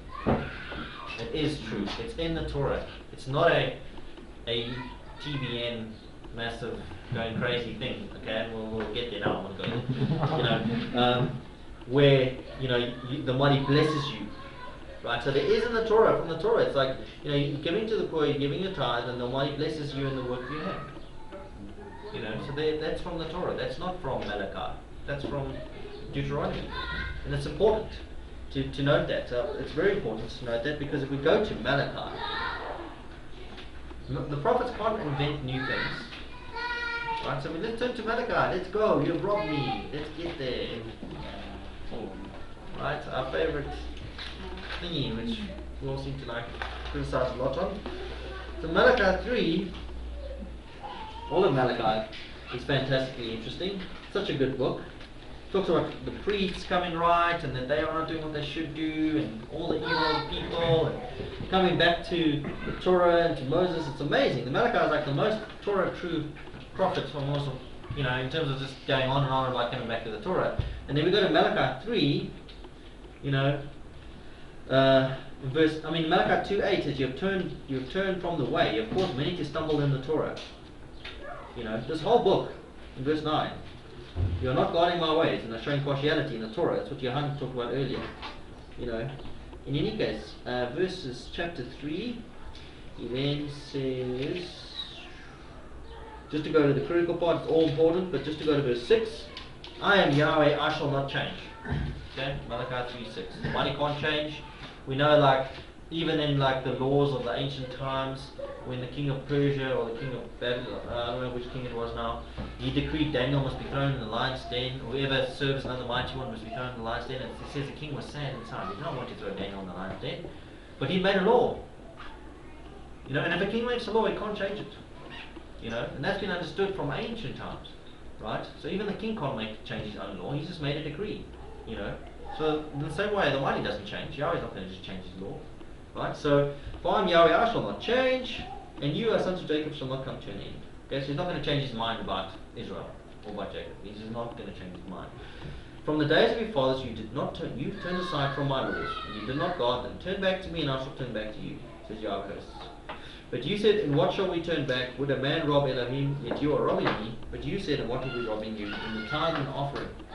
You have cursed me with a curse, for you are robbing me, all this nation, all of it. Bring all the tithes into the storehouse, and let there be food in my house, and please prove me in this, says Yahweh hosts, whether I do not open for you the windows of the heavens and pour out for you boundless blessing. And I will rebuke the devourer for you, so that it does not destroy the fruit of your ground, nor does the vine fail to bear fruit for you in your field. And many nations shall call you blessed, for you shall be a land of delight, says Yahweh hosts. Okay. So, what's interesting here is that in verse 7, the criticism he has is that from the days of your fathers you've turned aside from my laws. Right? And so what I find interesting here is that there is from the Torah this concept of getting a blessing, which Malachi is repeating. It's not a new thing. It's tithing and getting a blessing. And so there's a view, and I've read it as well on the agriculture, where it's about agriculture, it's about the land is sabbatical, and the tithe only relates to farming. That is a view. Right? But it's interesting to see that in the portion we just read, keep your finger in Malachi, I'll just quickly go there again, in Deuteronomy, it says that when the way is too long for you, 14:27, and you're not able to bring the tithe, and when the place of Yahweh chooses to put his name is far away, when Yahweh is blessing you, you shall give it in silver. You shall take the silver in your hand and go to the place which Yahweh chooses. And you shall use the silver for whatever your being desires. For cattle, sheep, wine, strong drink, or whatever your being desires, you shall eat there before Yahweh your Elohim, and you shall rejoice, you and your household. And so, primarily it's about the agricultural society and the increase that they make, but they can convert all of that. So far, for me to herd all this cattle and stuff all the way up there and carry all this heavy sheaves of wheat and everything up there, I'm going to just sell it now.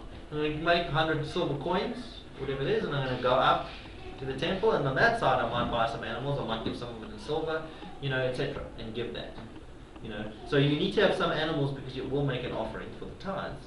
But why do I need to use all of my silver coins? If I'm a rich farmer, I'm not necessarily going to go and kill 100 animals for the festival.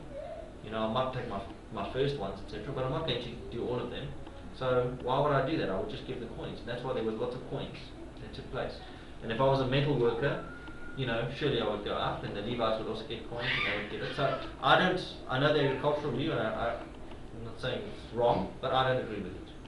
I don't think that it's only for agricultural society. I mean, even in agricultural society, you still need someone who works on a tractor. You still need someone that does, or who knows horses, who knows how to put shoes on the horses, who knows how to make the yoke, who knows how to work the steel, all the different things to make the plows. That guy surely must be part of the system. So I think it's a system. So the thing is that the question is on what is the percentage and how do you calculate it, and that's what you guys need to think about it. But I want to talk about something on a higher level about tithing quickly. If we have time, we do have time. We will have time.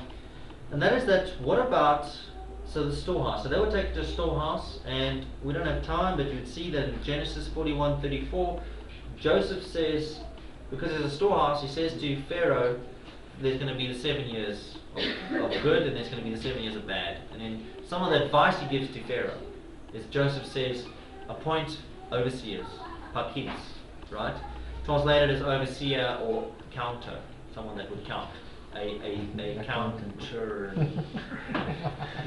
So you would appoint an overseer that would count the stuff, and they would build the granaries or the storehouses, and they would put all of the wheat in there. And then after the 7 years, they would then be in charge of slowly rationing it out, and etc. So you had an overseer. So Joseph says that. So I'm thinking of the storehouse concept. Then in 2 Chronicles 31 talks about them fixing the temple, verse 12. They're rebuilding the temple, and they're getting tithe from people, and people are bringing in tithe, and it gives names. It says, whatever his name is, Yochanan and this and that, and all the different names. He was in charge of receiving the tithe. He had these 10 people that worked for him. They were in charge of making sure it was allocated to all the right tasks and all kinds of stuff. So when I read the storehouse, I thought about that, and why am I raising it? Because I was thinking tithing is actually not only an individual thing, which is such a simple concept, but I didn't actually think about it before. The idea is you're supposed to bring the tithes together. You're supposed to take it up to the temple, to the central place, etc. And it doesn't mean that we don't give to the poor ourselves, because it says every 3 years you must give directly. So that's why my personal opinion would be 10 every year, and then there will be a personal accountability for yourself as well.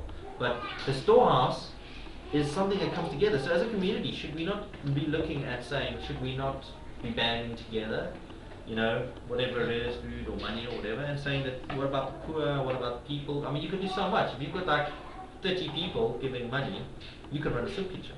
You can do this and you can do that. As one person, you can give a bit of bread out and do that, or whatever depends on the, if you have Bill Gates here, it might be different, but, the different levels.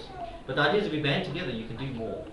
And that's what they do sort of in the Jewish community, because I know in the Jewish Life magazine they have, every month they have what to do with your tithe, and they have an organisation that they'll highlight, this organisation helps people without food, or this one helps orphans or whatever. But also on the same point, if you're supposed to use a portion of your tithe to go and have the feast, then a portion of that can be used for people who can't afford to go to the feast, to help them to get to the feast, for food and transport and... What about your servants that want to go out to the feast too? Do you pay for them or not? So it would seem like you would take them up. To me it would seem like that. So I think that's a good point. I think you can help people if they want to do something. That would make sense to me. But especially in a community setting, there's people who walk the path and they want to keep the feast, but they can't afford to keep the feast. Then you could use a portion of your time to help them to keep the feast. Yes, I agree. So I think that, you know, as a community, and we had a bit of a chat, I think we had a chat a few weeks ago or recently, and more than one person, and we've done some things before. We had an initiative called Care, you know. I think we need to reinvigorate that, and we need to, you know, look at what our options and what we can do, and I think we need to step it up, you know, rather than continuously just everyone kind of does their own things and half we do Chesed for a while and then maybe we don't, you know. It's to actually to do that, you know. I think that makes a lot of sense, you know, and I don't think there's much debate on tithes when it comes to the poor. Almost everyone agrees tithes can be used for the poor. The debate comes around, what about Levites? You know, do we give a tithe to somebody that's full time, that decides they want to be full time? They come and they travel around. So, like we've got Cortez here at the moment or whatever. Would you give to him with that count or not count? And there's those discussions, you know. So that's not what I'm talking about. I'm just saying, and would paying rent for the community count as tithe? So you must make up your mind what you think, whether you think that counts or not. And if you want. So what we did is we actually have two designations. When you put money into an account with a community, you say poor, and then all of it goes to the poor. That means that you know that's what it is when you deposit it. And if you're happy for it to be general, you just say general, which means that it might help pay rent here as well. You know, so you might have a different view, which is totally fine. But then you know what's happening. But to do that, I think we should be doing that. I think we should be banding together. We should be finding something good, and we should be putting money towards that or effort towards that. You know, as a community, you know, because not only is that, I think, the right way of using the tithes, it creates, people can see. You know, I find it embarrassing when, like, at PwC I get a mail or whatever that talks about the Islamic community that's feeding the people over there. You know, and I think, like, you know, why there's like a big hoo-ha about what they're doing for the poor, and like, where's the hoo-ha about what we do? You know, we should be doing stuff. You know, we must engage with Margaret on discussions on SHR. That's one of our things. But I think to do that, we need to create transparency. I think it's very important. You know, so there needs to be transparency in terms of, like, if we do this, it needs to be clear. There needs to be accountability, because that's why they appointed those people. We can't just say, okay, guys, you know, I'm going to give you guys a bank account number. Just pay it in. You know, we're doing so much good. Look, there's a photo of someone here saying that we help.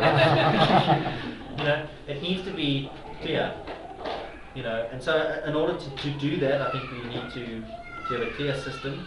We need to have clear accountability on that, and we need to look at clear leadership around these initiatives. You know, and I know I've experienced where people have phoned and said, can the community help with something? And, you know, we need to be clear on who can make calls like that. You know, can one person be phoned and say, yes, we can give money to that, and make a decision on behalf of the community? Do we not want 2 or 3 people at least with transparency, like, you know, that are in that role? So I'm proposing that we put a structure in place around that. We specifically choose people. You know, well, I want to talk about it next week. What are the requirements? How will we choose people, you know, that fulfill that type of role, specifically to do that? And then also it would be useful to have that in place if there's like a difference of opinion or something like that. We need to like have a process in place, you know. So I know when we do things with clients, we always give them an escalation list. And so when there's a problem, you speak to that person. If they don't come right, you speak to that person. You know, speak to that person, and then it'll come right. You know, or whatever it is. I think it makes sense.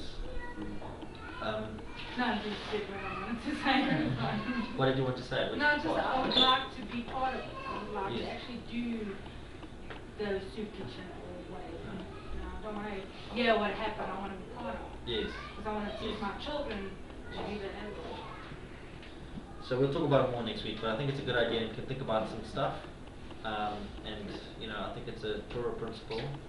And I think it's also the money's, you know, Elohim of order. You know, everything's done and structured. You'll see everything's divided into groups. Everything's carefully thought out, and I think we should be logical and careful and pragmatic about this. You know.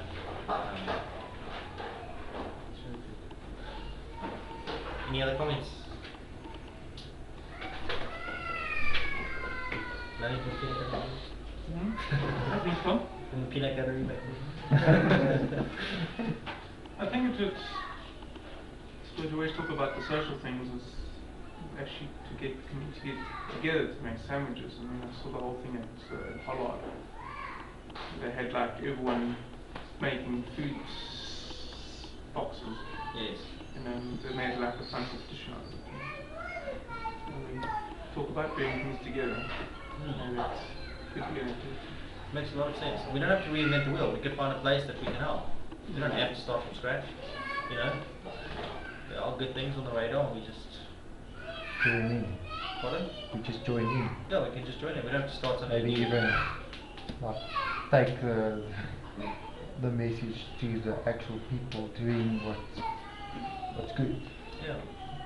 You know, and it's an opportunity to speak to people as well. You're doing good, and maybe someone asks you a question, you can talk to them. You know. Fantastic. Any other thoughts, guys? Thank you. Thank you.